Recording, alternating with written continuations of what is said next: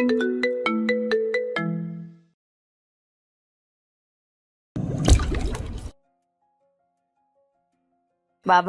এই যে আমার লক্ষ্মী বাবাটা, সোনা বাবাটা, আপনার দুষ্টু বাবার মতন মোটেও দুষ্টু হবেন না, কেমন? খুব খারাপ লোক সে, ভীষণ ভীষণ খারাপ। তার মতন হওয়া যাবে না কিন্তু। আপনি পড়াশোনা করবেন, সৎ হবেন, মানুষের মতো মানুষ হবেন, জীবনে চমৎকার কিছু হবেন, আপনার নানার মতো। জানেন তো আপনার নানাকে? সৎ সাহসী যোদ্ধা সে। অমন হবেন, বুঝেছেন? খিলখিল করে হেসে উঠল সামনে দাঁড়ানো হাফ প্যান্ট পরা সুন্দর দেখতে ছেলেটা। ছেলেটার চেহারায় সেই নারীর চোখ মুখের প্রতিচ্ছবি আছে। ছেলেটা হেসে লুটোপুটি খেলো নারীর কোলের ভেতরে। সেই হাসির শব্দে রাঙে উঠল মির্জা, দেওয়ালে দেওয়ালে ভেসে বেড়ালো। সাথে হাসলো সেই সুন্দর দেখতে নারীটিও। মুখ নামিয়ে সন্তানের মুখে চুমুর ঝড় তুলল। তক্ষুনি দুয়ার থেকে ভেসে এলো এক পুরুষালী কণ্ঠ, যেই কণ্ঠে একসময় অদেখা শক্তি আছে, আছে গাম্ভীর্যের প্রভাব। তারপরও কেমন অসহায় শোনালো এক মুহূর্তে। গুলনায়ার, এই কিন্তু ঠিক হচ্ছে না। দিস ইজ মাই সান, ওই ওসমান মির্জার ছেলে। দেওয়ালে বিশাল ঘড়ির কাঁটা ঘুরছে 3টা 19-এ। ঘুটঘুট করছে অন্ধকার ঘরটা, নিষ্প্রাণ। সোফার হাতলে মাথা এলিয়ে দেওয়া আদিলের চোখজোড়া বন্ধ, কপালে বিন্দু বিন্দু ঘাম জমেছে। বুকের ওঠানামার গতি দ্রুত, অস্বাভাবিক। ঘোরের ভেতর থাকা তার চোখজোড়া বন্ধ থেকেও অনবরত নড়ছে। চোখের কোণ বেয়ে গড়ালো এক ফোঁটা চোখের জল। ঠোঁট নড়তে চাইছে, তবে পুরোপুরি নড়ছে না। নীরবতা ভাঙলো অনেকটা সময় পর। একটি শব্দের ডাক ভেসে বেড়ালো ঘরের দেওয়ালে দেওয়ালে। মা, মা, মা। দরজায় টোকা পড়লো তক্ষুনি। একের পর এক শান্ত ডাকলো, বস। আদিলের ঘোর ভাঙে, চায় অস্পষ্ট ভাষা চোখে। ইতিমধ্যে প্রবেশ করেছে শান্ত, ঘরের বাতি জ্বালিয়েছে। বসের এমন অবস্থা দেখে ও অবাক হয় না, তবে ভীষণ দ্রুততার সাথে এক গ্লাস পানি এনে রাখে সামনে। আদিলের ঘোর কেটেছে, এক ফোঁটা চোখে জলের দাগ তখনও বিদ্যমান। চোখ মুখে সে অসহায়ত্ব ছিটে ফোঁটা আর নেই, বরাবরের মতোই নির্বিকার, চূড়ান্ত গম্ভীর। পানির বদলে এক গ্লাস মদ ঢেলে গিলে ফেললো এক টানে। গ্লাসটা শব্দ করে রেখে ব্যান্ডেজ করা হাতে একটা সিগারেট ধরাতে ধরাতে বলল, এসেছে? এলেন এসে দাঁড়িয়েছে শান্তর পাশে, বলে, বাংলাতে। আদিল উঠে দাঁড়ালো। তার উদম পেশিবহুল শরীর ঘামে চিকচিক করছে। এক একটা মাংসপেশি ফুলে ফেপে উঠেছে। সতেজ হয়ে আছে কাদের বাজ পাখিটা। কি রুক্ষ, সতেজ আর কালো দেখালো ওটাকে। হিংস্রতাকে আরও গাঢ়ভাবে সম্বোধন জানালো যেন। আদিল হাতে তুলে নিল পিস্তলটা, প্যান্টের পেছনে ঢোকালো ওটাকে। বেল্টটা যেটা ফ্লোরে ছুঁড়ে মেরেছিল ওটা তুলে হাঁটা ধরলো। এলেনও পিছু পিছু বেরুচ্ছে। শান্ত দ্রুত একটা শার্ট নিয়ে বসের পেছনে ছুটল। পুরো বাড়ি নীরব। আদিলের পাজোড়া থামলো দোতলায় এসে। তখনও পাকাপোক্ত হাতটা বেল্ট বাঁধছে। এভাবে এগিয়ে এলো হৃদির রুমের সামনে। ঠেলে দিয়ে বুঝলো ডোর লকড। আদিল হাত বাড়াতে এলেন চাবিটা দিল। আদিল দরজা খুলে নিঃশব্দে ঢুকলো ভেতরে। বেডের পাশের নাইট ল্যাম্পের মৃদু আলোয় স্পষ্ট রোজার মুখ, মিষ্টি ঘুমে আবদ্ধ। ওর বুকে বিড়ালছানার মতো লেপ্টে আছে হৃদি। আদিল কয়েক কদম এগিয়ে গেল, এসে দাঁড়ালো সামনে। তার ছায়ায় ঢুকে গেল রোজার উজ্জ্বল মুখ। আদিল ঝুঁকলো, নির্বিশেষ দেখলো রোজার ঘুমন্ত চোখ মুখ। মুখ নামালো, ঠোঁট ডোবালো রোজার নরম গালে। এতে মেয়েটা নড়ে উঠল, গোঙালো। আদিল তাকায় মেয়ের দিকে। মেয়ের কপালে ঠোঁট ছুঁয়ে অবশেষে বেরিয়ে আসে, আর ফিরে তাকালো না। শান্ত এগিয়ে দিল কালো রঙের শার্টটা। আদিল হাঁটতে হাঁটতে শার্টটা গায়ে জড়াচ্ছে, থেমে থেমে কিছু গুরুত্বপূর্ণ প্রশ্ন করছে। বিপরীতে শুনছেও শান্তর অনুমান। ইতিমধ্যে গাড়ির দরজা খুলে ধরেছে স্বপন। আদিল উঠে বসলো, সামনে বসলো শান্ত। এলেন। 6টা গাড়ি এই অন্ধকারে বেরিয়ে এলো মির্জা বাড়ি ছেড়ে। নীরব শুনশান ভেজা রাস্তা জুড়ে 6টা গাড়ির আধিপত্য জুড়ল। দ্রুত গতিতে ছুটে চলল গন্তব্যের উদ্দেশ্যে। যখন গন্তব্যে এসে থামলো, ততক্ষণে মৃদু আলো ফুটতে শুরু করেছে পৃথিবীর বুকে। পিনপিন নীরবতায় ঢেকে থাকা এই বাংলোটা আড়াল আবছায়ায় জড়ানো। দরজা খুলে ধরতেই আদিল গাড়ি থেকে বেরিয়ে এলো, সোজা ঢুকলো ভেতরে। বাংলোর ভেতরটা অনেকটা গোডাউনের মতো, পদে পদে রহস্যের বেড়াজাল। বাংলোর বেশ ভেতরে একটা পুরনো দেওয়াল, অথচ ওটা ঠেলতেই দরজার মতো খুলে গেল। প্রবেশ করে আদিল, পেছনে শান্ত আর এলেনো। মধ্যে একটা বড় বোর্ড পাতা, বোর্ডের মধ্যে মোটা দড়িতে বেঁধে রাখা হয়েছে যাকে, সেই নাদিম। চোখ মুখ দিয়ে রক্ত গড়িয়ে পড়ছে, উলঙ্গ শরীরে সহস্র ক্ষত, ক্ষত বিক্ষত শরীরের দিকে আদিল তাকালো না, শোনার প্রয়োজন বোধ করলো না দুর্বল গলায় বলতে চাওয়া নাদিমের একটা কথাও। আদিল সোজা এসে বসলো কালো লেদারের সোফাটায়, একটা সিগারেট ধরাতে ধরাতে তাকালো বোর্ডের পাশে দাঁড়ানো শরীরের উপর। মাথা থেকে পা পর্যন্ত ঢেকে থাকা লোকটা যন্ত্রের মতো নড়ল, খুলল মুখের মাস্ক, সাদা নকল চুল, যাকে দেখে থমকালো নাদিমের রক্তাক্ত চোখ। বোবার মতো শব্দ করতে চাইল, নিজেকে ছদ্মবেশে সাজিয়ে রাখা লোকটার চোখ মুখ তখনও নামানো। সোজা এসে দাঁড়ালো আদিলের সামনে, হাঁটু ভেঙে বসলো, ডাকলো বস। আদিলের চোখ মুখে তৃপ্তির ছোঁয়া, সহসা সাব্বাসের তাগিদে চাপড় দেয় লোকটার কাঁধ, গর্ব নিয়ে বলে, my boy, you did in an excellent job, proud of you my tiger. লোকটা মাথা তুলল, চোখ মুখে দৃঢ়তা, শ্রদ্ধা, একরকমের ভক্তি। আদিল ডাকলো, নৈবদ্য। জি বস, আদেশ করুন। সূর্যের প্রথম কিরণ জানালার কাঁচে ঝিলমিল করছিল তখনও, সোনালি রঙের পর্দা উঠছে হালকা বাতাসের স্পর্শে। কিরণ এসে সোজা ছুঁয়েছে হৃদির চোখ মুখ। বাচ্চাটা তক্ষণে আরও গভীর করে মিশল রোজার শরীরের সাথে, মাথাটা গুজে দিল রোজার বুকের ভেতর। অস্পষ্ট কিছু শব্দ করে বোঝালো, ভারী বিরক্ত। এই সূর্যের স্পর্শ ওকে বিরক্ত করছে। হাতের ছায়া ফেলে সূর্যের কিরণ থেকে আড়াল করলো মিষ্টি বাচ্চা মুখখানি, এতে বাচ্চাটা সন্তুষ্ট। স্বস্তিতে নাক মুখ দিয়ে এমন শব্দ করলো যে মুহূর্তে ওর গা কাঁটা দিয়ে ওঠে। মনে পড়ে গতকাল রাতের ঘটনা, আদিল তো এভাবেই অদ্ভুত শব্দ করছিল ওর কোলের ভেতর মিশে গিয়ে। সাথে সাথে মেয়েটা দুপাশে মাথা নাড়িয়ে অবাধ্য ভাবনাগুলো সরিয়ে ফেললো। ঘড়ির কাঁটা ঘুরছে 6টায়।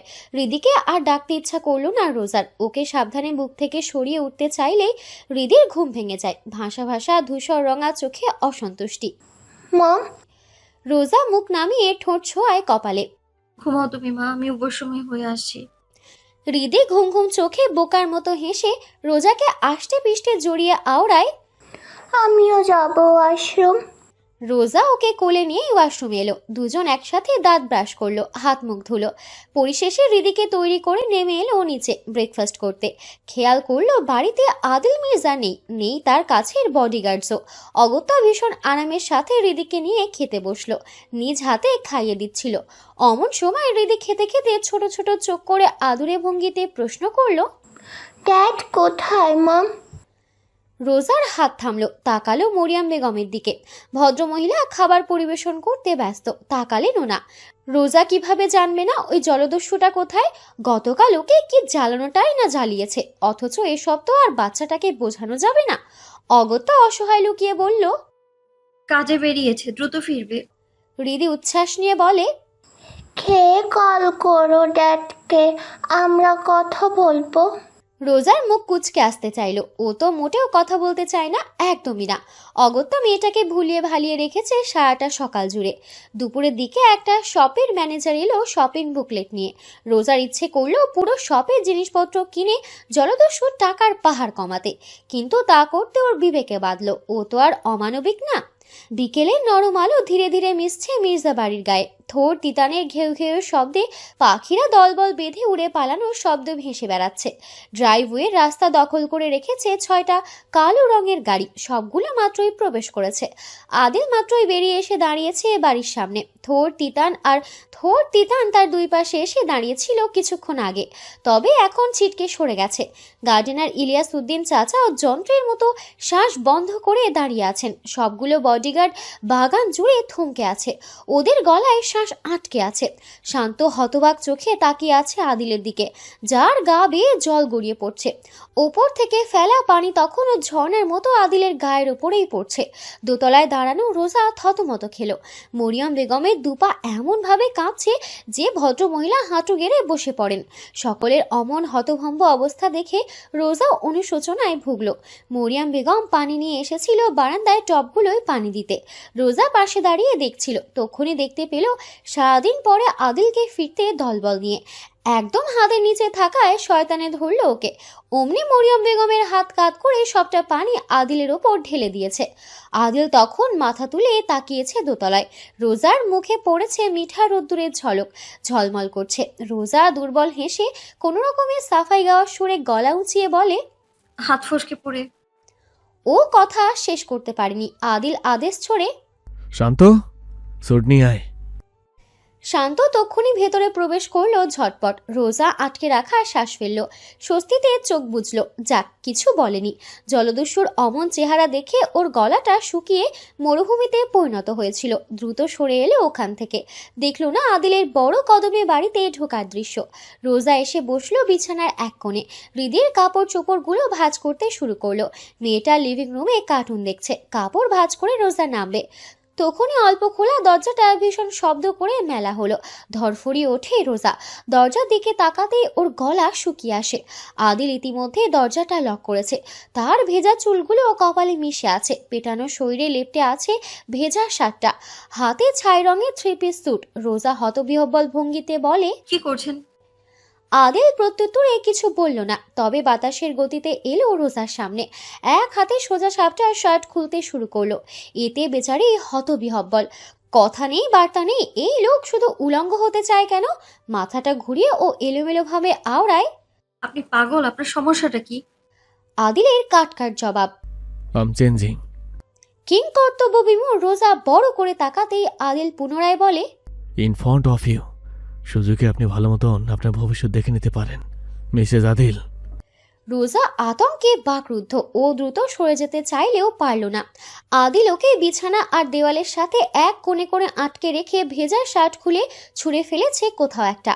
এরপর ছুঁয়েছে প্যান্ট। প্যান্ট খুলতে দেখে রোজার মুখ নীল হয়ে এলো। দ্রুত ঘুরে গেল। আদিল অবশ্য ওকে ঘাঁটায় না। সে ওখানে রোজার সামনে দাঁড়িয়ে প্যান্ট খোলে। নতুন স্যুটটা অনেকটা সময় নিয়ে পরে এক এক করে। রোজা পুরোটা সময় বিড়ালের মতো চোখ মুখ বুজে লেপ্টে ছিল দেওয়ালের সাথে। ও কল্পনাও আনতে পারে না একটা পুরুষ মানুষ এতটা বেলেহাজ হতে পারে। স্যুট পরিবর্তন করে আদিল অবশ্য দাঁড়ায়নি, বেরিয়ে গিয়েছে। রোজা প্রাণ ভরে শ্বাস নিল। ওর দম বন্ধ হয়ে এসেছিল প্রায়। তাকালো দরজার দিকে, এরপর ফ্লোরে। সবকিছু ফ্লোরে ফেলে গিয়েছে। রোজা ওসবে হাত দিল না, চোখ মুখ কালো করে থাকলো। নিচ থেকে তখন হৃদির ডাক পড়েছে, আওয়াজ করে সামনে ডাকছে। রোজা অবশেষে বেরুলো। করিডোরে দাঁড়াতেই দেখলো হৃদি কোলে আদিলের। আদিল দাঁড়িয়ে আছে বডিগার্ডসদের মধ্যে। শান্ত তখন অপ্রস্তুতভাবে মুখ খুলছে আর বন্ধ করছে। আদিল অবাক, আশ্চর্য হয়ে প্রশ্ন করলো, কি বলবি? এলেন, স্বপন, ক্লান্ত, ধ্রুব সহ সবগুলো ঠোঁটে ঠোঁট চিপে রেখেছে। চোখ মুখে রহস্য। শান্ত তোতলায়, বস আদিল ভ্রু তোলে। ইউ? আমি বিয়ে করতে চাচ্ছি। আদিল থমকালো। পর মুহূর্তে বাম হাত রাখলো শান্তর কাঁধে, আশ্বস্ত করে বলল, তা তো জানি। বস মানে হুম। শান্ত চোখ মুখ খিঁচে চোখ জোড়া শক্ত করে বন্ধ করে উচ্চকণ্ঠে অনুরোধের সুরে বলে, বস আমার গ্রামে আমার বিয়ে খেতে আসুন প্লিজ। পিনপিন নীরবতা বইল খানিকক্ষণের। শান্ত শ্বাস বন্ধ করে আছে। বাকিদেরও একই অবস্থা। নীরবতা ভাঙে আদিলের সংক্ষিপ্ত জবাবে, তোর বিয়ে আর আমি থাকবো না? শান্ত চমকে ওঠে। দ্রুত যখন মাথা তুলে তাকায়, দেখতে পায় বসের শান্ত দৃষ্টি। আনন্দে চিৎকার করে ওঠে এলেন। দু হাতে জাপটে ধরে পেছন থেকে শান্তর কাঁধ, চেঁচায়, বস যাচ্ছে। শান্ত তখনও অবিশ্বাস নিয়ে চেয়ে আছে। যখন মস্তিষ্ক কাজ করে ও দিশেহারা হয়ে পড়ে। আনন্দে ভেসে যায় ভেতরটা। ততক্ষণে লিভিং রুমে জুড়ে একটা উচ্ছ্বাস বয়ে গেছে। সবার হই হুল্লোড় দেখে নিজের অজান্তেই রোজার ঠোঁটের কোণ প্রসারিত হয়। শান্ত ততক্ষণে বসের চারিপাশ ঘুরে একটা এলোমেলো ডান্সের স্টেপ দিতে দিতে গলা তুলে একটা গানের কিছু লাইন গেয়ে উঠেছে। ওর পাশাপাশি এলেন, স্বপন, ক্লান্ত ওরা ঘুরছে। সর্পদংশনে মারিয়া আবার ওঝা হোক কেমনে, নিশীতে চাবরে ফুল বনে, আমার মালকা বানো দিন করে। ঝাড় বাতিটার সফেদ আলো সোজা পড়েছে আদিলের শক্তপোক্ত মুখের ওপর। তার কঠিন চোখা চোয়াল নরম দু হাতে ধরে খিলখিল করে হাসছে হৃদি। হাসতে হাসতে মিশে গেছে বুকের সাথে। বিড়ালের মতো চোখ দুটো আনন্দে চিকচিক করছে। ও মুগ্ধ চোখে দেখছে শান্ত, এলেন ওদের বাচ্চামো কিভাবে নাচছে আর গাইছে। পুরো লিভিং রুমে প্রাণে থই থই করছে। বেড়াতে যাবে জানতে পেরে আনন্দের দিশেহারা মেয়েটা। এক পর্যায়ে ওদের নাচ গান থামে। সবটা নীরব। দু হাতে বাবার গলা জড়িয়ে উচ্ছ্বাস নিয়ে তাকায় দোতলায়। জল জল চোখে চেয়ে ব্যাকুল গলায় বলে, মম, বেড়াতে যাব আমরা। Did you hear? রোজা মাথা দুলিয়ে বোঝালেও শুনেছে। হৃদি হাত নাড়িয়ে ডাকে, আসো আসো না, শোনো না। রোজা আর চোখে তাকায় লম্বা চওড়া দেহের দিকে। আদিলের পরনে ছাই রঙা স্যুট, পেছনে অবহেলায় ভরে রাখা রিভলভারটা অল্পখানি দেখা যাচ্ছে, ওটায় রক্ত লাগা সম্ভবত। রোজা দৃষ্টি সরিয়ে আনে, লোকটা বেরুবে ফের। আজ সারাদিন তো বাড়ি ছিল না, কিছুক্ষণ আগে ফিরেই পুনরায় বেরুতে যাচ্ছে। তাহলে মাত্র কিছুক্ষণের জন্য ফিরেছে কেন? বুদ্ধিমতী রোজা গভীর ভাবার সাহস করে না। হৃদির ক্রমাগত ডাকে অবশেষে কদম বাড়ায়, করিডোর পেরিয়ে সিঁড়ি বেয়ে নামতে ধরে। আদিল ঘুরে দাঁড়িয়েছে, তাকিয়ে আছে তার দিকে। ধারালো ওই দৃষ্টি উপলব্ধি করেই রোজার ভেতরটা শুকিয়ে আসে, কদমও থেমে যেতে চায়। ছন্নছাড়া দৃষ্টি তুলে যখন তাকালো, দৃষ্টিতে দৃষ্টি মিলল। ধূসর চোখে চেয়ে আশেপাশে কেমন ধোঁয়াশার চাদরে মুড়িয়ে গেল, সবটা অপ্রাসঙ্গিক হয়ে এলো। রোজা দৃষ্টি সরিয়ে আনে, নেমে আসতেই আদিল কাছে দাঁড়ায়, মেয়ের গালে ঠোঁট ছুঁয়ে বলে, মামার কাছে যাও শোনা, I have work to do. রোজা যখন হাত বাড়াতে চাইল, হৃদি আরও গভীরভাবে জড়িয়ে ধরল আদিলের গলা। মুখ গোমড়া করে কেমন মুরব্বীদের মতো বলল, কোথায় ছিলে সারাদিন? হ্যাভ ইউ হিয়ার্ড হিম? আদিল তাকালো রোজার ইতস্তত মুখের দিকে, হাঁসফাঁস করছে, দৃষ্টি তুলে তাকাচ্ছে না, ওই মুখে চেয়ে আওড়ায়, আই হ্যাভেন্ট। হৃদি কোল থেকে নামলো তক্ষুনি, ঝটপট দুহাতে টেনে ধরলো বাবার হাতটা, গদগদ কণ্ঠে জানালো, আজ মম রেঁধেছিল, কত ইয়াম্মি হয়েছে জানো, খাবে, এসো। এইটুকুন মেয়ের হাতের টানে আদিল বাধ্যভাবে এগুচ্ছে। শান্ত বাদে বাকিরা সব বেরিয়ে গেছে। মরিয়ম বেগম ডাইনিং সাজাতে ব্যস্ত হয়েছেন, তবে আগ বাড়িয়ে খাবার সার্ভ করছেন না, রান্নাঘরে যাচ্ছেন না। শান্ত এক ফাঁকে চেয়ার টেনে দাঁড়িয়েছে ডাইনিং এর পেছনে। আদিল আর চোখে রোজার মেয়ে আসা মুখ দেখতে দেখতে গায়ের কোট খুলে শান্তর হাতে দিয়ে অবশেষে বসলো। রোজা কদম বাড়ালো রান্নাঘরের দিকে। হৃদির পছন্দের মোরগ পোলাও রেঁধেছিল অল্প করে, তারপরও অনেকটা রয়ে গেছে। সামান্য গরম করে ব্যস্ত হাতে বাড়লো প্লেটে, যখন খাবার নিয়ে কাছে এলো তার সামনে রাখলো। আদিলের ওই মুহূর্তে বলতে ইচ্ছা করলো, তুমি দূরে থাকতে চাও, আর দেখো পুরো পৃথিবী তোমাকে আমার কাছে নিয়ে আসে। শুধু আমি নই, পৃথিবীও চায় তুমি আমার যত্ন নাও, আমার বাধ্য হও, আমায় ভালোবাসো। রোজা কিছুটা সরে দাঁড়িয়েছে, দৃষ্টি নোয়ানো। আদিল তাকালো প্লেটের দিকে, অনেকটা সময় শুধু দেখলই। হৃদি বাবার উরুর ওপর বসে আছে, ব্যস্ত গলায় বলে, ড্যাড, খেয়ে দেখো, অনেক মজা হয়েছে। শান্ত সাহায্যে আদিল হাত ধুলো, চামচ রেখে হাত দিয়েই খেলো। পুরো প্লেটের খাবার শেষ করলো ধীরে সুস্থে। খেয়ে যখন উঠলো ততক্ষণে এলেন এসে কানে কিছু বলে গেল। ওদের হাবভাব তাড়াহুড়ো। ন্যাপকিন দিয়ে মুখ মুছতে নিয়েই আদিল শেষবারের মতো রোজার দিকে চেয়ে ব্যস্ত ভঙ্গিতে বেরিয়ে গেছে। পর মুহূর্তে একসাথে অনেকগুলো গাড়ি বেরিয়ে যাওয়ার আওয়াজ ভেসে বেড়ায়। রোজা তখনও দাঁড়িয়ে দেখলো ফাঁকা প্লেটটা। মরিয়ম বেগম কেমন মিষ্টি করে হাসছেন, হাসতে হাসতে ডাইনিং পরিষ্কার করছেন। এক পর্যায়ে আস্তে করে বলেও ফেললেন, স্যারকে এমন তৃপ্তি নিয়ে আমি কখনো খেতে দেখিনি। রোজার ধরফর করে যাওয়া হৃৎপিণ্ড ছটফট করে উঠল এ যাত্রায়। সব কেমন অদ্ভুত লাগলো। চোখের পাতায় তখনও ভেসে বেড়ালো আদিলের ধূসর চোখের গাঢ় দৃষ্টি। যতবার তাকায় রোজার পুরো গোছানো পৃথিবীটা ধসে যায়, তার সত্তা নড়ে ওঠে। হৃদি বাইরে থেকে ছুটে এসে জাপটে ধরল রোজার পাটা, জলজল চোখে চেয়ে হাসছে কেমন। মম, দেখো টিটান বড় হয়ে গেছে। নিজেকে সামলালো রোজা, তাকালো সামনে। দুয়ারে এসে দাঁড়িয়েছে একটা তিতান, তিতানের পেছনে থোর। দুজন ওখানটায় বসলো পা ভেঙে, সম্ভবত হৃদির পেছনে পেছনে এসেছে। দেখতে যতটা ভয়ঙ্কর জানতে পারলে ততটাই নরম আহ্লাদি। রোজা প্রায়শই ওদের মাথা বুলিয়ে দেয়, কেমন তার হাতে মিইয়ে যায়। এই যাত্রায় যখন সামনে বসে মাথা ছুঁয়ে দিল, তার কোলে মিশে গেল। মিহি কণ্ঠে ঘেউ ঘেউ করে গেল আহ্লাদ পেতে। রাতের 1:45। ড্রাইভওয়ের দুই পাশে ল্যাম্পপোস্ট জ্বলে আছে। মৃদু হলদে আলোয় সবটা স্বপ্নলোকের প্রতিরূপ যেন। গার্ডেন লাইট পোস্টের সামনে আদিল বসে আছে, চেয়ারে বসা, তার বাম পায়ের ওপর ডান পাটা বেশ অবহেলায় রাখা। কালো গ্লোভসে ঢাকা হাতজোড়া ব্যস্ত সোনালী রঙের রিভলভারের গায়ে শুকিয়ে থাকা রক্তের দাগ মোছায়। সেই হাতজোড়া থামে শান্তর হঠাৎ হাঁটু ভেঙে সামনে বসাতে। নরম সবুজ ছাটা ঘাসের ওপর বসা ওর চোখজোড়া তখনও নোয়ানো। আদিল অবশ্য দৃষ্টি তুলে তাকায় না। শান্ত এই পর্যায়ে হাত বাড়িয়ে নেয় রিভলভারটা, নিজেই ভীষণ যত্নের সাথে পরিষ্কার করছে।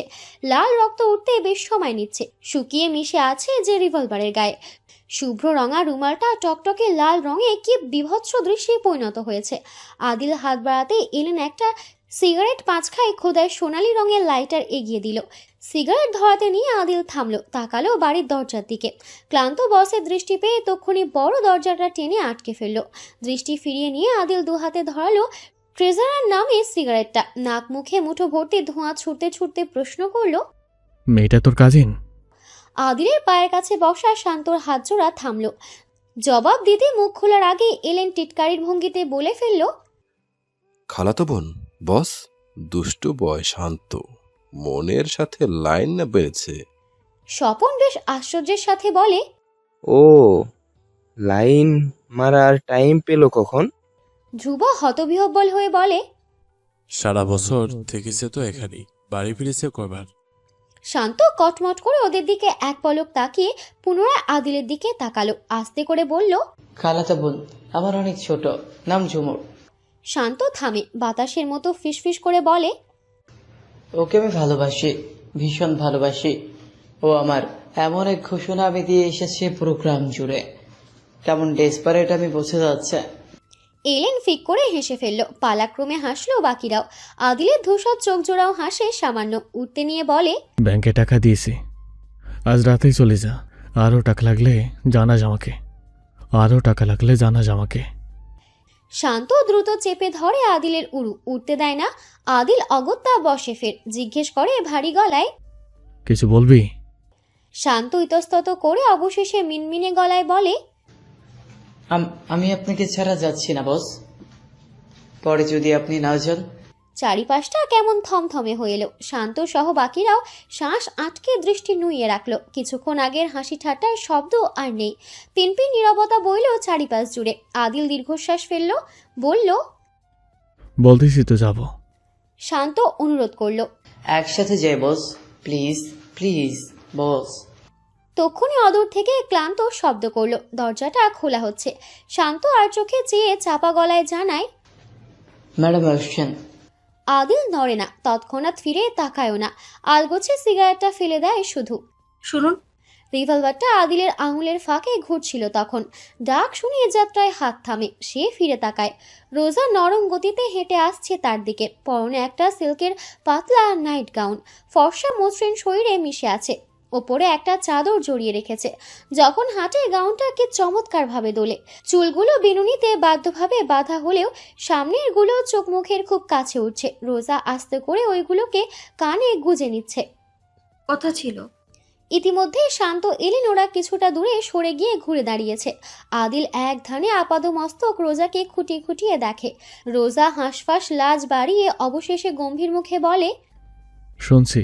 রোজা আর চোখে তাকালো রিভলভারটার দিকে। যতবার ও দৃষ্টি ওটায় পড়ছে হৃদয় ধরফড়ি উঠছে। গলা কাটা মুরগির মতো ছটফট করছে প্রাণ পাখি। কি ভয়ঙ্কর! নিজেকে ওই দৃশ্যে স্বাভাবিক রাখাটাই কেমন দুঃসাধ্যের মতো। বলছিলেন কোথাও একটা যাবেন, কতদিন থাকবেন? ওই সময়টুকু আমি আমার বাসায় থাকতে চাই। আদিল মুহূর্তে উঠে দাঁড়ালো। রোজা সতর্ক হলো। তবে আদিলকে অমনভাবে কদম বাড়াতে দেখেও আজ আর পেছালো না। জেদ নিয়ে চেয়ে থাকলো। নিজের বাড়িকেও নিজের বাড়ি বলতে পারবে না? অবশ্যই বলবে, 100 বার বলবে। আদিল এক কদম কাছে এসে দাঁড়ায়। দূরত্ব ঘুচিয়ে কণ্ঠ খাদে নামিয়ে বলে, কি চাও? আমি লোকজন পাঠিয়ে দিয়ে ওই বাড়িটা ভেঙে গুড়িয়ে ফেলি, মিশিয়ে দেই? রোজা আটকে ওঠে। অবিশ্বাস ভাষা সুন্দর চোখ দুটোতে চেয়ে আদিল আউড়ে যায়। Don't test my pensions Mrs Adil. এই কথাটা দ্বিতীয়বার রিপিট করতে হলে কিন্তু ভিন্নভাবে জানাবো। পদ্ধতিটা পছন্দ হবে না। একটা মানুষ এতটা অমানবিক কিভাবে হয়? এত নিষ্ঠুর! রোজা চোখ বন্ধ করে রাগটুকু গিলে নিয়ে 2 কদম পেছালো এবারে। বিরক্ত চোখে চেয়ে নিজেকে শুধরে বলল, বাবার বাড়ি থাকতে চাই। আদিল পুনরায় কদম বাড়ালো। দূরত্ব ঘুচিয়ে ফেললো চোখের ঝলকে। রোজা দ্রুত পিছিয়ে যেতে চাইলে পুরুষালী রুক্ষ হাতে টেনে ধরলো তার পাতলা কোমরটা। মনে হলো ভেঙে গুড়িয়ে দেবে কোমরটা। নিজের শক্তপোক্ত বুকের সাথে দম বন্ধ করে মেরে ফেলার মতো করে চেপে ধরলো। অগ্রাহ্য করলো রোজার অস্থিরতা। ফাঁকা হাতে থুতনিটা ধরে মাথা উঁচু করিয়ে চোখে চোখ রাখতে বাধ্য করালো আদিল। তার ধূসর চোখের ওই গাঢ় দৃষ্টিতে রোজা বেশিক্ষণ চেয়ে থাকতে পারে না। অদ্ভুত এক ভয় অস্থিরতা চেপে ধরে। অশান্ত হয় হৃদয়।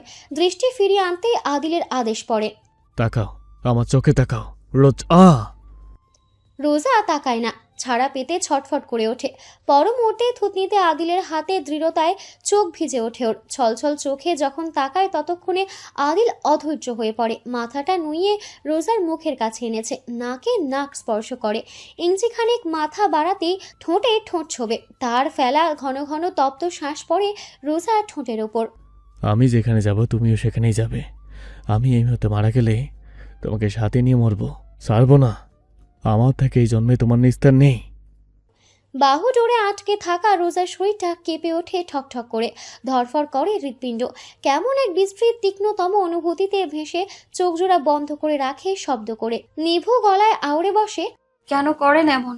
আদিল আরও ঘনিষ্ঠভাবে জড়িয়ে নেয় পাতলা শরীরটা, নিজের মধ্যে মিশিয়ে ফেলতে চাইল। চোয়াল ছেড়ে এলোমেলো চুলগুলো কানের পেছনে নরমভাবে গুছিয়ে দিতে নিয়ে গভীর স্বরে বলল, শোনা সাহস আছে? সহ্য করতে পারবে? তোমাকে পাওয়ার জন্য আমি কোন পর্যায়ে চলে যেতে পারি তার ধারণা তুমি সইতে পারবে না, মানতে পারবে না। রোজার দম বন্ধ হয়ে আসে। ও চমকে চোখ মেলে চাইতে একজোড়া রক্তিম হিংস্র দৃষ্টিতে আটকা পড়ে। নিজ অজান্তেই চোখের জলে গাল ভিজে ওঠে ওর। আদিল মুহূর্তে হামলে পড়ল, রুক্ষভাবে চোখের পলকে শুষে নিল চোখের জলগুলো। রোজা ছটফটিয়ে চোখ বন্ধ করে, দু হাতে সরাতে চাইল চড়া বুক। আদিল এক পর্যায়ে নিজেই ছেড়ে দিল, সরে এলো। ঘুরে পুনরায় চেয়ারে বসতে বসতে বলল নির্জীব কণ্ঠে, আগামীকাল রওনা হব, যা যা প্রয়োজন প্যাক করে নাও। রোজা আর দাঁড়ালো না, তাকালো না। ফোন চাওয়ার সাহসটুকু যে আর অবশিষ্ট নেই। সিংহ তাড়া করেছে এমনভাবে দ্রুত কদমে ভেতরের দিকে ছুটল। আদিল তাকিয়ে থাকলো ওই যাওয়ার পথেই। ক্লান্ত দুয়ারের পাশে দমবন্ধ করে দাঁড়িয়ে আছে, দৃষ্টি নোয়ানো ওর। শান্ত দেখলো বসের গম্ভীর মুখ, শুনেছে বসের শেষের কথাটুকু। পরশু রওনা দিবে তারা। আনন্দে শান্তর ভেতরটা রীতিমতো কাঁপছে। সে এমন আশা রাখা দুঃসাহস যে করেনি, শুধু অনুরোধটুকু করতে চেয়েছিল। বিপরীতে না শোনার জন্য নিজেকে প্রস্তুত রেখেছিল। সেই সুদূর রাজপুর গিয়ে তার বিয়ে খাবে বস, এতটা গুরুত্বপূর্ণ লোক নিজেকে কখনোই মনে করেনি। কিন্তু আশেপাশে সবাই বলতো শান্ত ভীষণ কাছের কেউ, বস তাকে অনেক গুরুত্ব দেয়, ছোট ভাইয়ের মতো মনে করে। তা সবসময় হেসে উড়িয়েছে শান্ত, তেমন আশকারা দেয়নি ওসব চিন্তা ভাবনায়। আচ্ছা, কতগুলো বছর ধরে শান্ত বসের পাশে? 10-12 নাকি আরও বেশি? শান্ত তখন যে ভীষণ ছোট ছিল, কত বছর ছিল যেন? এই 12 সম্ভবত, আর তার বসের এই 17। বস তো তার 5 বছরের বড় মাত্র। ওই সময়ে এসে শান্ত এক যুবক দেখেছে, পরিষ্কার ওই যুবক। কাল চেয়ে দুনিয়াটা তখনও ছুঁতে পারেনি যাকে। স্কুল থেকে ফিরে তখনও যে মায়ের আঁচল টেনে থাকতো, আবদার করতো, বায়না করতো। শান্তর চোখের পাতায় হঠাৎ করে ভেসে ওঠে তার জীবনের সবচেয়ে হৃদয় বিতরক দৃশ্যটুকু। ভাষা ভাষা সাদা কালো ওসব এখন। গোটা মির্জা বাড়ি জুড়ে সেদিন পুলিশ দিয়ে ভর্তি, এমপি থেকে মন্ত্রী সবার আগ্রহ তখন এই বাড়িতেই। প্রবল বৃষ্টির মধ্যে সাগরের স্রোতের মতো সকল রাজনীতিবিদ, উচ্চবর্গের মানুষদের যাতায়াত। বাড়ির সামনে দুটো খাটিয়া পাশাপাশি রাখা, লাশের গা সাদা কাপড়ে ঢাকা, তাজা লাল রক্তে ভেসে উঠেছে সাদা কাপড়ে। সেই দৃশ্য শান্ত আজও ভুলতে পারে না। তার বসের আহাজারি, স্কুল থেকে হাস্যোজ্জ্বল মুখে ফেরা যুবকের আত্মচিৎকার আজও প্রায়শই তার ঘুম ভাঙিয়ে দেয়। ওই আত্মচিৎকার, ওই ভাঙা কণ্ঠের কান্নার শব্দ আজও ওর বুকের ভেতরটা ক্ষত বিক্ষত করে ফেলে। ওই দিনের পরে তো সবটাই পরিবর্তন হয়ে গেল, সব। রাজপুর বাংলাদেশের ভীষণ ভেতরের এক সেকেলে গ্রাম, যেখানে চলে না আইনি শাসন, পড়ে না মন্ত্রণালয়ের দৃষ্টি। পুরোটা গ্রাম জুড়ে এখনো জমিদারদের শাসন চলছে। গ্রামটার বর্তমান জমিদার নাসির শিকদার। শিকদার বংশ এই প্রথম জমিদার পদে আছেন।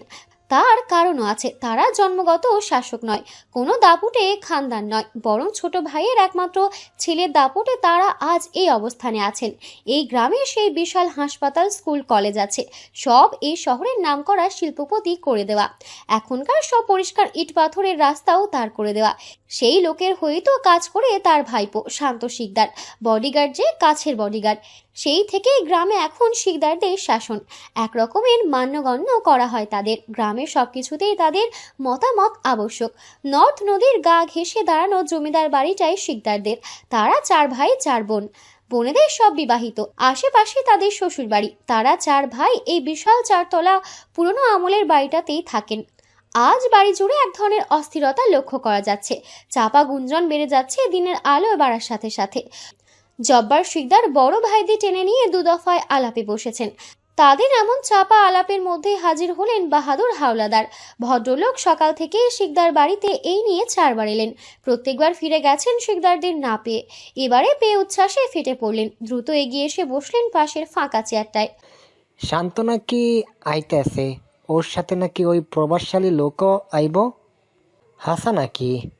বাহাদুর হাওলাদার এই বাড়ির বড় মেয়ের জামাই। হাওলাদার বাড়িটাও কাছেই, 5 মিনিটের রাস্তা। জব্বার সাহেব গম্ভীর মুখে মাথা দুলিয়ে বলেন, কইল তো কাইলে এসে পৌঁছাবো। বাহাদুর সাহেব অবিশ্বাস নিয়ে চাপা গলায় বললেন, আমার তো বিশ্বাসই হয় না। শান্ত নাকি আয়শা ওই ঝুমুররেই বিয়ে করতেছে? শহরে কত বড়লোক ঘরের মাইয়ারা আছে, আছে না জব্বার ভাই? আপনি কোন শান্তে দেখতে শুনতে কম, রাজপুত্রের মতো দেখায়। জব্বার সাহেব চোখ মুখ কুঁচকে ফেললেন। বরাবরই তিনি ঝুমুরকে ভীষণ স্নেহ করেন, পারেন না শুধু নিজের কাছে রাখতে। এই ধরনের কথা তার ভালো লাগে না। অন্যদিকে লুৎফর শিকদার দীর্ঘশ্বাস ফেলে বলেন, আমারও তেমন একটা ইচ্ছা নাই, কিন্তু আমাগো পোলা তো ঝুমুর বলতেই অজ্ঞান। মাইয়াও হাতের কাছেই বড় হয়েছে, লক্ষ্মী মাইয়া, মেনে নিতে তাই আপত্তি নাই। মাথা দোলালেন নাসির শিকদার, বললেন, ঝুমুর কোথায়? আর এই বাড়িতে আনাও, শান্ত আইসেই দেখবার চাইব। জব্বার সাহেব শব্দ করে হেসে ফেললেন, বললেন, মায়াটা কি কইছে কে জানে। পোলা আমার সেই খেপা, এসে নাকি ওরে মারবো, এই জন্যে মাইয়া ওই বাড়ির আশেপাশেও ঘেঁষে নাই, ভয় পাইতেছে। লুৎফর সাহেব বলেন, নাজমারে বইল ওর জামাই নিয়া বাড়িতে আইতে, বিয়ে শাদি এখান থেকেই হইব। ওদের টাকা পয়সা খরচ করতে নিষেধ করছে শান্ত, পরে পোলা ঝামেলা করব। ঝুমুর রাইহানের বড় আদরের মাইয়া, চোখে হারায়, ওই রাজি হইব না। মাইয়ার বিয়েতে খরচ করব। জব্বার সাহেব ইতিমধ্যে স্ত্রীকে ডেকে আদেশ করলেন কাজের লোকদের নিয়ে দোতলায় ওই আলিশান ঘরের ধোয়া মোছার কাজ শুরু করতে। ওই ঘরে সবকিছু চকচকে চাই, সবকিছু নতুন চাই। কবুতরের উড়ো উড়ো বারান্দা জুড়ে পাখিদের কিচিরমিচিরে শব্দ শোনা যাচ্ছে। সেসবের মধ্যে দিয়ে ছোট মেয়েলি বদনে ভীষণ ঘেরের স্কার্ট কুর্তি, একটা সিল্কের ওড়না মাথায় টানা ছিল, যা আপাতত বেখেয়ালিতে পড়ে আছে কাঁধে। নুপুরের আওয়াজ দেওয়ালে দেওয়ালে ভাসছে। রায়হান সে আওয়াজে হাসে। হাতের পত্রিকা রেখে ফিরে তাকালো। ঝুমুর এসে দাঁড়িয়েছে দেওয়ালের পেছনে, কাজল রাঙা চোখ দুটো বের করে রেখেছে কেবলই। রায়হান সাহেব ডাকেন, কি আহমা? ঝুমুর লাজে এগুতে পায় না, দাঁড়িয়েই থাকে। রায়হান সাহেব হাসতে হাসতে বলেন, আম্মা আপনি ঠিক, আমি ভুল। আইতেছে আপনার রাজপুত্র আপনার বিয়ে করতে। ঝুমুর শক্ত করে বুঝে ফেললো চোখ জোড়া। পুরো দুনিয়ায় দুলে উঠল ওর। আস্তে করে একটা শব্দ আওড়াতে পারে শুধু, কখন? কাইল মা খবর দিয়ে গেল নাসির ভাই। ঝুমুর তক্ষুনি ছুটে ভেতরে চলে গেল। তার হাস্যোজ্জ্বল কণ্ঠের সুর পুরো বাড়িতে ভেসে বেড়ালো। তুমি কি আসলেই আমার বাবা? না, তুমি বাবা নামের কলঙ্ক। তুমি। আলমগীর সওদাগর হাত ওঠালেন চোখের পলকে। শক্তপোক্ত সেই চরের ভার সামলাতে না পেরে টি টেবিলের ওপর ছিটকে পড়ল রিনা। ফর্সা গালটা লাল হয়ে গেল মুহূর্তে। ও হিংস্র বাঘিনীর মতো মাথা তুলতে দ্বিতীয় দফায় কাঁপতে কাঁপতে চর মারলেন আলমগীর সাহেব। রিনা চিৎকার করে ওঠে, আমাকে বাঁচতে না দিলে আমিও তোমাকে বাঁচতে দিব না ড্যাড। আলমগীর সাহেব খেঁকিয়ে উঠলেন, কিভাবে বাঁচতে চাস? আদিল মির্জার দাসী হয়ে যোগ্যতা হলো না, নিজের মায়ের ফেলানোর সুযোগও তো দিয়েছিলাম। মেয়েটাও তো তোকে চেনেই না, জানেও না ওর মা আছে, যে বেঁচে আছে। রিনা চিৎকার করে যায় সমানে, তুমি দিয়েছো আমাকে চিনতে? আমার জীবন তুমি নষ্ট করেছো, তুমি আমার সব কেড়েছো তুমি। একদলা থুতু ফেললেন আলমগীর সাহেব। আমি সোহান চৌধুরীর বিয়ে করতে চাইলে কে কে এসেছে বলেছিল সে রাতে মন্ত্রীর বউ হতে চায়, উচ্চ পর্যায়ে যেতে চায়? রিনা থমকে গেল, দু চোখ ভরে এলো ওর। বসে পড়লো ঝলমলে টাইলসের মেঝেতে। আলমগীর সাহেব বলে গেলেন তখনও, এখন এমন আহ্লাদ কইরা মাথা খাস না রিনা, পুরো গেমটা নষ্ট হয়ে যাচ্ছে। আমার এত এত টাকা, বুইরার ফেলে যাওয়া সম্পত্তি আমাদের চাই, হওয়া চাই আমাদের। রিনা ক্লান্ত চোখে তাকালো। হঠাৎ হাঁটুতেই হেঁটে গিয়ে আষ্টে পিষ্টে জড়িয়ে ধরলো বাবার পা জোড়া। অস্পষ্ট করুণ গলায় আকুতি করলো কেমন, ড্যাড তুমি যা বলবো আমি করব। আমার আদিলকে আমার কাছে ফিরিয়ে দাও, আমার মেয়েকে ফিরিয়ে দাও, আমার সংসার ফিরিয়ে দাও ড্যাড। আলমগীর সওদাগর চোখ বুজলেন, চুপ থাকলেন কিছুক্ষণ। নীরবতা ভাঙল তার অন্যরকম কণ্ঠে। অসম্ভব না, আদিলকে দুর্বল করতে পারলেই সম্ভব। দুর্বল? ওকে টলাতে হবে, তাহলেই সম্ভব। বাধ্য হতে হবে আমাদের। রিনা মাথা দেয়। যা বলবা আমি করব। আগে ওই মেয়েকে সরাও। আমি হিংসায় জ্বলে যাচ্ছি, আমি শেষ হয়ে যাচ্ছি। আলমগীর সাহেব দু হাতে মেয়েকে ধরে ওঠালেন, চোখে চোখ রেখে দৃঢ় গলায় বললেন, সরিয়ে দেব সব থেকে। চৌধুরী বাড়ির ফের সম্পত্তি আমার চাই রিনা, এই মুহূর্তে হাল ছাড়লে চলবে না। রিনা দু হাতে চোখ মুখ মুছল, আওড়ালো, লোক পাঠাও। আমি ওই মেয়েকে মৃত চাই। আমার আদিল, আমার মেয়ের পাশে যে আসবে আমি ওকে পৃথিবী থেকে চিরকালের জন্য মুছে দিব। শান্ত হ, রেডি হয়ে চৌধুরী বাড়ি যা, পরিস্থিতি অনুকূলে আন। রিনা চোখ মুখে হিংস্রতা ফুটে উঠল, সিঁড়ি বেয়ে চলে গেল উপরে। আলমগীর সওদাগর তক্ষুনি ইশারা করলেন। সাহাদাত ফোনটা বাড়িয়ে দিতে দিতে হঠাৎ করে বলল, বস, নৈবদ্যকে এই ব্যাপারটা জানালে ভালো হয়। ওকে বাইরে কাছে, এখানে আপাতত। আশ্চর্যজনকভাবে আজ আর তর্কে গেলেন না আলমগীর সাহেব। ফোনটা নিয়ে দ্রুত কল লাগালেন। ওপাশটা যেন কলের অপেক্ষাতেই ছিল। এক রিংয়ে কল রিসিভ হলো। আলমগীর সাহেব রাতের আঁধারের মতো নিভু গলায় বলেন, রেওয়াজ রিস্ক নেবে, একজন পাঠাও। শহরের কোলাহলপূর্ণ সড়ক পথের বুক চিরে ধেয়ে চলা একই রকমের গাড়িগুলোর গর্জনে কেঁপে উঠল ভূমি চারপাশ। কম করে হলেও 9টা গাড়ি দ্রুত বেগে ছুটছে রাস্তার ধুলোবালি পিষে। গাড়ির কর্কশ শব্দে কান ধরে এলো পথযাত্রীদের। ভয়ে সিটিয়ে গেল তাদের দেহ। হঠাৎ পেছন থেকে এতগুলো গাড়িকে অতিক্রম করে সামনে ছুটে এলো কাওয়াসাকি নিনজা H2R নামের বাইকটি। তৎক্ষণাৎ পাশের গাড়ির সাথে প্রায় ছুঁই ছুঁই অবস্থা হয়েও হলো না। পর মুহূর্তে এক্সেলেটর ঘুরিয়ে সামনে চলে গেল বাইকটা। শান্ত অতি বেগে ছুটতে ছুটতে বাইকের এক্সেলেটর ঘোরাতে নিয়েই ফিরে তাকালো। হেলমেটের ভাইজার ওঠানো, চোখ দুটো দেখা যাচ্ছে। ও এক হাতে দুমুঠো কপালে ঠেকিয়ে ইশারা করে। বাইকের বেগ আরও বাড়ল, বাতাসের সাথে পাল্লা দিয়ে মিশে গেল পুরো। চোখের পলকে চোখের আড়াল হয়ে এলো বাইকটা। শহরের অলিগলি পিষে ছুটল নিজের গন্তব্যের উদ্দেশ্যে। বেপরোয়া সেই বাইকের গতির সাথে পাল্লা দেওয়ার সামর্থ্য কারও যেন নেই। সামনে প্রত্যেকটা যানবাহন অতিক্রম করে ছোটা শান্তর চোখ মুখ এ যাত্রায় ঢাকা, হেলমেটের ভাইজার নামানো। কয়েকটি ঘন্টার পথ শান্তর অতি বেগের রাইডের কাছে মাত্র 2 ঘন্টা 20 মিনিটের ছুঁই ছুঁই। সামনে রাজপুরের সাইনবোর্ডে ঠিক ওপরে হেলে আছে রক্তিম সূর্যটা। শান্তর বাইকের গতিতে বাতাসের জোর বাড়ে, তাতে নড়ে ওঠে সাইনবোর্ড। ধুলোবালিতে সবটা ধোঁয়ার মতো আধারে হয়। সেই আধার ভেদ করে ঢোকে গ্রামের চেনা পরিচিত অলিতে গলিতে ঢোকে বাইকটা। শান্ত বাইক চালাতে চালাতে খুলে ফেলে হেলমেট, প্রাণ ভরে শ্বাস নেয়ও। ব্যস্ত ভঙ্গিতে তাকালো আশেপাশে। বছরেও গ্রামে পা পড়ে না যে। অদূরে চা পানের দোকানগুলো সব। ওখানটায় দলবল নিয়ে দাঁড়িয়েছিলেন জব্বার শিকদার। ধেয়ে আসা বাইকটা দেখে হইচই পড়ে গেল তাদের মধ্যে। জব্বার সাহেব দ্রুত মুখের পানটা পাশেই ফেলে দিলেন। তড়িঘড়ি করে লুঙ্গিটা উঁচিয়ে কদম বাড়ালেন সামনে। ভদ্রলোকের মুখ জুড়ে গর্ব, প্রাণোচ্ছল হাসির স্পর্শ। শান্ত সোজা বাইকটা থামালো জব্বার সাহেবের পাশে। বাইক সাইড স্ট্যান্ডে দাঁড় করিয়ে নেমেই ধেয়ে আসা বাবাকে এক হাতে জড়িয়ে ধরল। জব্বার সাহেব তখন আবেগপ্রবণ হয়ে আছেন। কতকাল দেখে না ছেলেকে। কেমন আছো আব্বা? শুকাইয়া গেছো কেমন? নাসির শিকদার পেছনেই ছিলেন। ভাইপুতের অমন তাগড়া নিয়মিত ব্যায়াম করা সুঠাম দেহ দেখে বাঁকা চোখে তাকালেন ছোট ভাইয়ের দিকে। মানুষের চোখ নাকি গরুর, কোন দিক দিয়ে শুকনো লাগছে? শান্ত শব্দ করে হেসে ফেলে চাচার এমন প্রতিক্রিয়া দেখে, বলে, ভালো আছি আপা, তুমি কেমন আছো? মা কেমন আছে? জব্বার সাহেব তখনও ছেলেকে ভালোভাবে দেখতে ব্যস্ত আছেন। গতবার শান্ত এসেছিল ডান পায়ে বড় জখম নিয়ে। যতবারই আসে শরীরের কোথাও না কোথাও জখম থাকবেই ছেলেটার, তাই ভালোভাবে দেখছিলেন। ব্যস্ত হয়ে বললেন, সবাই ভালো আছে। শান্ত তাকালো চাচাদের দিকে, কদম বাড়িয়ে এক এক করে জড়িয়ে সালাম জানালো। লুৎফর সাহেব চাপড়ে দিলেন ভাইপোর কাঁধ, বুক ফুলিয়ে বললেন, আমার গর্ব, আমার সিংহ। শান্ত হাসে। ওর প্রফুল্ল দৃষ্টি হঠাৎ পড়ে সামনে।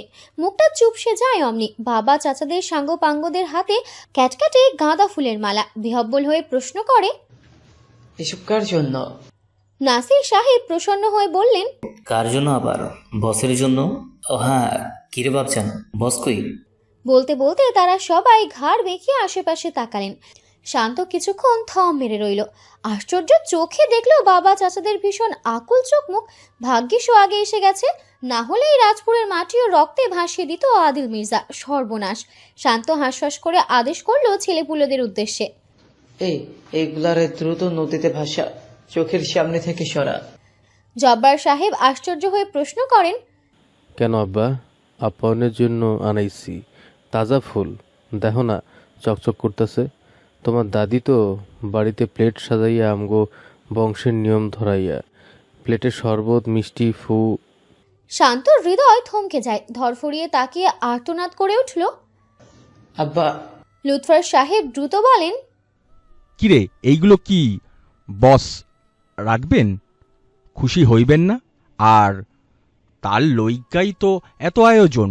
বাড়ির গেট সাইজাইছি তো, সে ঢুকতে নিয়ে ফুল পড়ব ঝপ করে, তার উপর একটা গানও বাজব, তখন সাউন্ড বক্সও এক্ষুনি গোছাইয়া যাইব। বাহাদুর হাওলাদার পেছন থেকে মাথাটা বের করে গদগদ হয়ে বলেন, এরে শান্ত, বসের কেমন গান পছন্দ? বসের সাথে কেডা কেডা আইতাছে? হে কি একাই রে? শান্ত ঢোক গিল। সে তো ভুলেই বসেছিল এই শিকদার বংশ একটা পাগলের কারখানা, ওর পুরো খানদানটাই পাগল। কল্পনা করলো ও ওই দৃশ্য যেখানে আদিল মির্জার মাথায় ফুল পড়ছে। শান্তর গায়ে কাঁটা দিয়ে উঠল। ও স্পষ্ট দেখছে আদিল মির্জার থমথমে চোখমুখ, রক্ত লাল দৃষ্টি।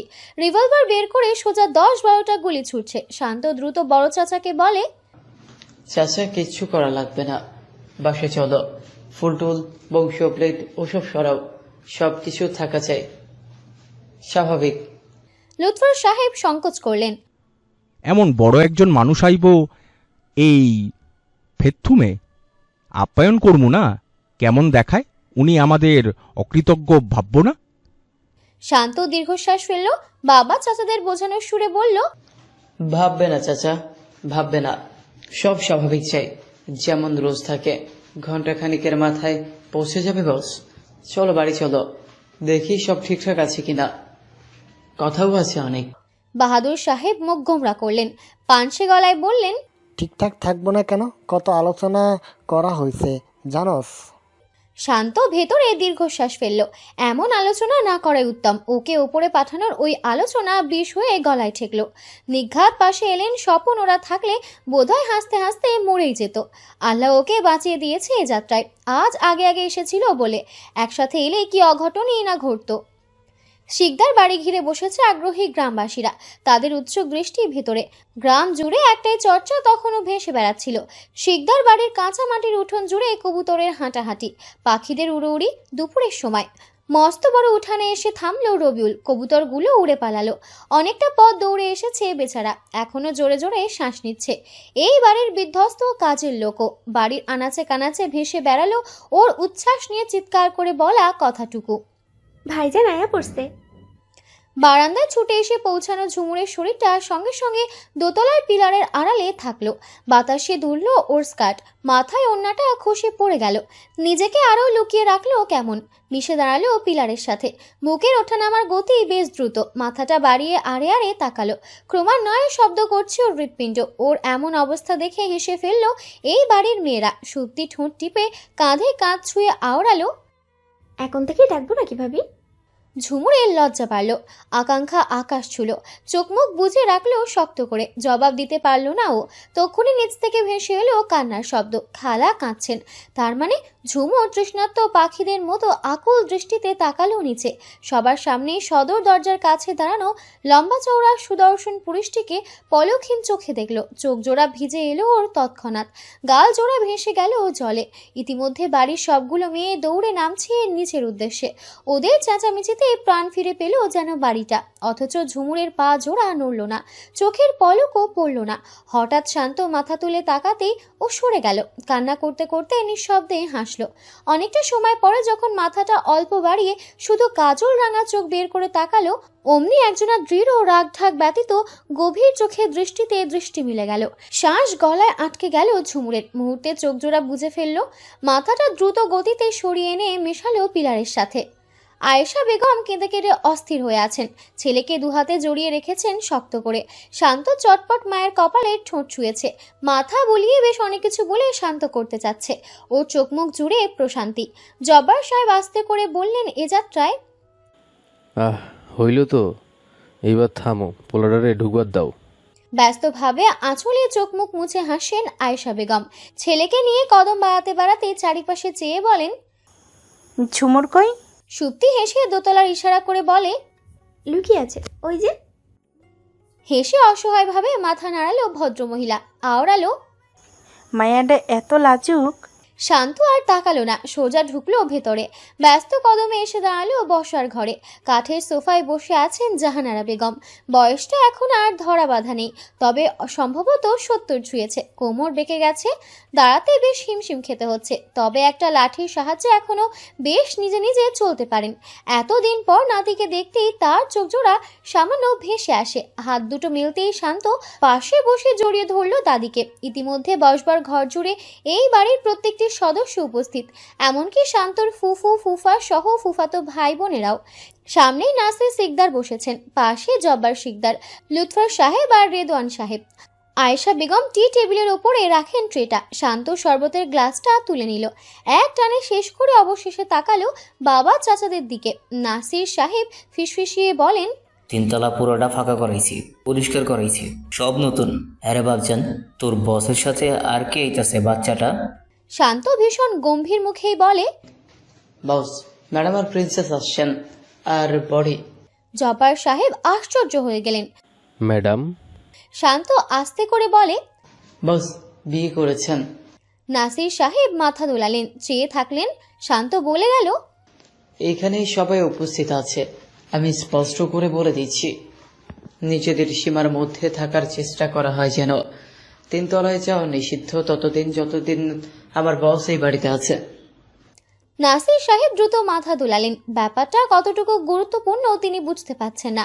কখনো দেখেননি এই আদিল মির্জাকে, তবে যতটুকু শুনেছেন জেনেছেন তাতেই ধারণা আছে ভালো। শান্ত ঘড়ির দিকে তাকালো, তক্ষুনি কানে ভাসলো একগুচ্ছ গাড়ির তীব্র শব্দ। এত দ্রুত পৌঁছে গেল? পুনরায় উঠানের হাঁটাচলা করা কবুতরদের আতঙ্কে উড়োউড়ির শব্দ ভেদ করে শোনা গেল গাড়ির কর্কশ শব্দ। গাড়িগুলো সারিবদ্ধভাবে থেমেছে শিকদার বাড়ির ভেতরে, বেশ দাম্ভিকতার সাথে। ইতিমধ্যেই কালো পোশাকের বডিগার্ড দিয়ে ভরে আছে পুরো জায়গাটা। দরজায় পাহারাদার হয়ে দাঁড়িয়েছে ধ্রুব ক্লান্ত। এলেন সতর্ক চোখে চারপাশটা দেখে নিচ্ছে। স্বপন ইতিমধ্যেই হাঁটছে জায়গা জুড়ে। এমন দৃশ্যে হতবাক শিকদার বাড়ির সকলে। এতক্ষণ যাবৎ আগ্রাহী সবাই সিটিয়ে গিয়েছে, কারো রা শব্দ নেই, কোনো অস্তিত্বই নেই যেন। শান্ত দ্রুত এসে দাঁড়িয়েছে একদম মধ্যের বড় কালো গাড়িটার সামনে, খুলে ধরলো দরজাটা। আদিল বেরিয়ে এলো সাথে সাথে। ধূসর চোখের কঠিন দৃষ্টি ঘুরলো চারিপাশটা জুড়ে। দৃষ্টি ঘুরিয়ে যখন শান্তর ওপর পড়লো, শান্ত ডাকলো আস্তে করে, বস। আদিল মাথা দুলিয়ে ফিরে তাকালো গাড়ির ভেতরে। শান্ত তখনও দরজা মেলে ধরে রেখেছে। হৃদি চঞ্চল কদমে বেরিয়ে বড় বড় চোখে চারিপাশটা দেখছে। ভীষণ সুন্দর সিল্কের ফ্রক পরে আছে, পায়ে শুভ্র রঙা স্লিপার বুটস, চুলটা চমৎকার এক হেয়ার স্টাইলে বাঁধা, পুতুলের মতো লাগছে দেখতে। শান্তকে দেখেই বাচ্চাটা বলে, বডিগার্ড আঙ্কেল, মম পড়েছে, আমরা তোমার বিয়ে খেতে এসেছি। তুমি কি বিয়ে করছো? শান্তর মুখে হাসি ধরে না। ও সাহস করে দুহাত বাড়াতেই হৃদি কোলে উঠে গেল, গলা জড়িয়ে ধরলো দুহাতে। জবাবের আশায় চেয়ে থাকলো। শান্ত হেসে বলল, হ্যাঁ। হৃদির কৌতূহল থামলো না। কাকে বিয়ে করছো তুমি? Where is she? প্রিন্সেস কি দেখা করতে চাচ্ছে? আই ওয়ান্না সি হার। শান্ত জবাব দিতে দিতে আর চোখে দেখলো বসের শক্ত মুখ। বেশ নারাজ লাগছে তাকে। গাড়ির ভেতরে থাকা নারী তখনও বের হয়নি। আবারও চোপাটা চালিয়েছে নাকি ম্যাডাম? শান্ত দ্রুত হৃদিকে নিয়ে সরে গেল।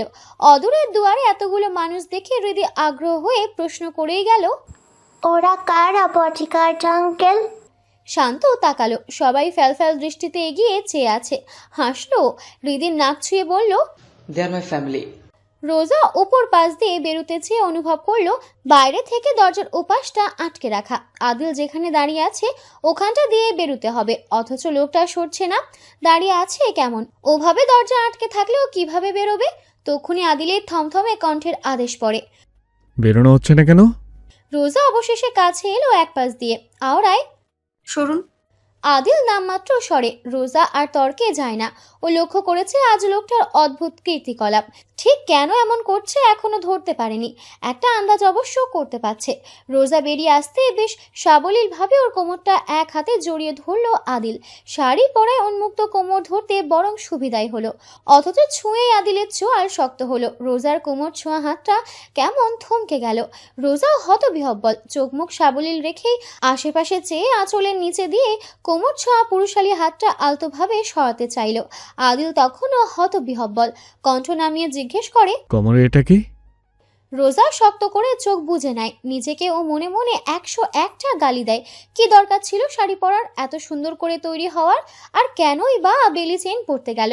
ওর ওপর তো এমনিতেই শকুনের নজর আছেই। জবাব না দিয়ে রোজা সরতে চাইল। আদিল তখন কোমরটা ছুঁয়ে বোঝার চেষ্টা করছে। অমন রুক্ষ হাতের স্পর্শ থামাতে শক্ত করে ধরে হাতটা। আদিল সোজা রোজার সামনে এসে দাঁড়ালো, আড়াল করলো ওকে। পেছনে একগাদা গাড়ি, সামনে আদিল। পুরোপুরিভাবে আড়াল করা রোজার কোমরের শাড়িটুকু মুহূর্তে সরালো। উন্মুক্ত কোমরে পার্লের চিকন চেন। রোজা চোখ বুজে মাথাটা ঘুরিয়ে রেখেছে। ওর ঘাড় লাল হয়ে এসেছে। দু হাতে কোমর ঢাকতে চেয়ে দাঁতে দাঁত পিষে যা বলে তা শোনার মতো অবস্থায় আদিল নেই। তখনও তাজ্জব চোখে দেখছে পৃথিবীর অন্যতম সুন্দর দৃশ্য। গলা শুকিয়ে মরুভূমির মতো খাঁ খাঁ করছে কেমন। রোজা মৃদু ধাক্কা দিতেই বোধ ফিরল যেন। রোজা দাঁতে দাঁত পিষে বলে, আপনি আমার সাথে এমন করতে পারেন না। আদিলের চোখ জুড়ে মুগ্ধতা, যা অমন রুক্ষ ব্যবহারে কথাতেও কাটে না, বরঞ্চ বাড়ে হিমালয় ছয়। আমি আরো অনেক কিছু করতে পারি রোজ। আরো করব।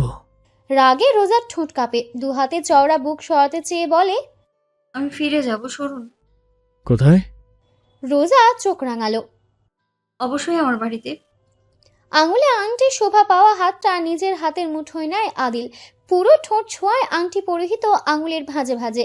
সারাদিন যতবার সম্ভব হবে নিজের বাম হাতে আমার পুরনো আংটিটা দেখবে। ওতে স্পষ্ট করে আপনার পরিচয় লেখা আছে, মিসেস মির্জা। উত্তর পাবেন। কোথায় আপনার বাড়ি? রোজা মুখ ঘুরিয়ে ফেললো। আদিল এ যাত্রায় নিজেই সরল, তবে ছাড়লো না। ডান হাতটা ধরেই রাখলো, কদম বাড়ালো সামনে। রোজা এত মানুষের সামনে আর ঝামেলা করতে চায় না। লজ্জায় তো ওকেই পড়তে হবে। হাঁটার তালে দুললো ওর শাড়ির কুঁচিটা। মসলিন কাপড়ের নেভি ব্লু রঙের শাড়িটা গায়ে অতপ্রতভাবে জড়িয়ে আছে। বসবার ঘর জুড়ে এত মানুষ যে শান্ত লজ্জায় পড়ে গেল, আর চোখে তাকালো বসের মুখের দিকে। আদিল নির্বিকার বেশ, সোজা এসে ঢুকেছে ভেতরে। সাবলীলভাবে চারিপাশটা লক্ষ্য করে তাকালো সামনে দাঁড়ানো জব্বার শিকদারের দিকে। ভদ্রলোক তক্ষুনি সোজা হয়ে বললেন, আসসালামু আলাইকুম বস। আদিল সালামের জবাব দিয়ে চুপ করে গেল। নাসির শিকদার দ্রুত বললেন, বসেন বসেন না। আদিল কথা শুনল, রোজাকে টেনে নিয়ে গিয়ে বসলো। রোজা বসে তাকাতেই দেখলো মুগ্ধ দৃষ্টিগুলো। স্ত্রীলোকেরা সব তার দিকেই ড্যাব ড্যাব করে চেয়ে আছে। নিজেদের মধ্যে বেশ ফুরুস ফারুস করা হচ্ছে। রিদি তক্ষুনি শান্তর কোল থেকে নেমে এসে রোজার পাশ ঘেঁষে বসলো। ঠোঁট ফুলিয়ে আওড়ালো, মম, আমার ঘুম পাচ্ছে। রোজা দু হাতে মুখটা আদর করে দিয়ে চাপা গলায় বলে, এতে একটু পরেই ঘুমাবো। আদিলের আর ধৈর্য নেই বসে থাকার। সে উঠবে অমন সময় লাঠির শব্দ শোনা গেল। লাঠির সাহায্যে এগিয়ে আসছেন জাহানারা বেগম। শান্তর শ্বাস গলায় আটকে গেল অমনি। কিছু বলবে পূর্বেই জাহানারা বেগম কাইকুই করতে করতে এসে তাকালেন আদিলের দিকে, বললেন, ও মা, এই দেহি ছোকরা। তোরা যেইভাবে কইলি আমি ভাবলাম বয়স্ক লোক। শান্ত দ্রুত এগিয়ে এসে ধরতে চাইল দাদির হাত, অথচ ওর আগেই জাহানারা বেগম বৃদ্ধা হাতে ভীষণ মায়া নিয়ে আদিলের মাথা বুলিয়ে গালটা টেনে ধরলেন। কি গো নাতি, ভালো আছুনি? থমথমে এক নীরবতা নামলো বসবার ঘর জুড়ে। চেহারার রং পাল্টালো উপস্থিত সবার। নাসির শিকদার তো দাঁড়িয়ে গিয়েছেন। এলেনের মুখটা হাঁ হয়ে আছে। শান্তর থমথমে মুখখানার কপালে ঘাম চলল। অমন ভয়ঙ্কর নীরবতা ভাঙলো রোজার ফিক করে হেসে ওঠার মৃদু শব্দে। আমাকে সবটা খুলে বলো প্লিজ প্লিজ। আমি বলেছি তো আমি আর ও মুখ হব না, কিন্তু জেনে শুনে কিভাবে রোজাকে সতর্ক না করি, অমন একটা ডেঞ্জারাস লোকের কাছে কিভাবে ছেড়ে দিই? এমন ভয়ানক প্ল্যানিং লোকটা কেন করলো, কি উদ্দেশ্য তা তো জানা দরকার। রোজাকে জানানো প্রয়োজন। রিধিমা শান্ত চোখে শুধু দেখলো কিছু মুহূর্ত, এক পর্যায়ে আস্তে করে বলে, তুমি সরে আসবে না তাই তো? জিহাদ নিজেকে সর্বোচ্চ চেষ্টা করে যাচ্ছে নিজের শক্ত চোয়ালটা স্বাভাবিক রাখার, এই জন্য নিজের সাথে বেশ সংযম করতে হচ্ছে। খুব ধীরে সুস্থে গিয়ে বসে রিধিমার পাশে। মেয়েটা কিছুদিন ধরে দুর্বল, খুব নাজুক সময় চলছে যে, মাসখানেকের মাথাতেই ডেলিভারির সময়, আজকাল অল্পতেই হাঁপিয়ে ওঠে। আপাতত সোফায় পিঠ এলিয়ে বসে আছে। কিছুক্ষণ আগে কাজল বেগম মাটির চুলোয় 1 কাপ চা করে দিয়ে গিয়েছেন। তারা এখন গ্রামের বাড়িতে আছেন। শহরে তারা নাকি থাকতে পারবে না, মির্জার লোকেরা এসে জানিয়ে গিয়েছে। জিয়াদকে ভীষণ বাজেভাবে মারা হয়েছে, এখন ওর পাটা ভাঙা, পুরোপুরি ভর দিতে পারছে না ও পায়ে। তারপরও ছেলেটা থামছে না। এত মার, এত অত্যাচারের পরও শুধু রোজার নাম জপছে। এতে কাজল বেগম শুধু বিরক্ত নয়, রাগান্বিত। এই কালনাগিনীর জন্যই তো আজ তাদের ছেলের এমন অবস্থা। তাদের স্বাভাবিক জীবনটা তছনছ করে দিয়েছে ওই মেয়ে। কাজল বেগম ছুটে এলেন বসার ঘরে, গর্জে ওঠেন, তোকে আমি জুতা পেটা করব। মায়ের কথা কানে তোলে না জিহাদ, তাকিয়ে থাকে রিধিমার চোখের দিকে। ভীষণ স্বাভাবিকভাবে বলে যায়, আমি খবর লিখেছি, ওরা রাজপুর আছে, আমাদের গ্রাম থেকে দূরের পথ না। আমি শুধু সবটা জানাতে চাই রোজাকে, তারপর যা হবে তা আর আমি দেখব না। দিন শেষে তুই তো মানিস আমি ওকে চিট করেছি, আমি ওকে ঠকিয়েছি, আর কখনো আমাদের মধ্যে কিছুই সম্ভব না। আমি জানি, মেনে নিচ্ছি, আমি আশা ছেড়ে দেব, তোর সাথে সংসার করব, বাচ্চার দায়িত্ব নিতে হবে তো। রিধিমা ঢোক গিলল, ভয়ের তো চোখে চেয়ে শুধু চাপা গলায় আওড়ালো, তোমাকে মেরে ফেলবে, কেন বোঝো না? কাজল বেগম আঁতকে ওঠেন, চিৎকার করে আঁকড়ে ধরেন ছেলের বাহু। তুই কেন এখনো একই কথা বলিস বাবা? কেন পড়ে আছিস? গতবার প্রায় তোকে মেরে ফেলতে চাইছিল। আমি আমার ছেলে হারাতে চাই না, তুই থাম, এসবে আর জড়াস না বাপ, দোহাই লাগে তোর। জিহাদ চোখ বুঝলো, চোখের পাতায় এখনো ভাসছে রোজার হাস্যোজ্জ্বল মুখখানি। এখনো শুনতে পাচ্ছে ওই কোকিলা কণ্ঠে ডাকা তার নাম, তার অমন প্রাণবন্ত হাস্যোজ্জ্বল রোজা আর তার না।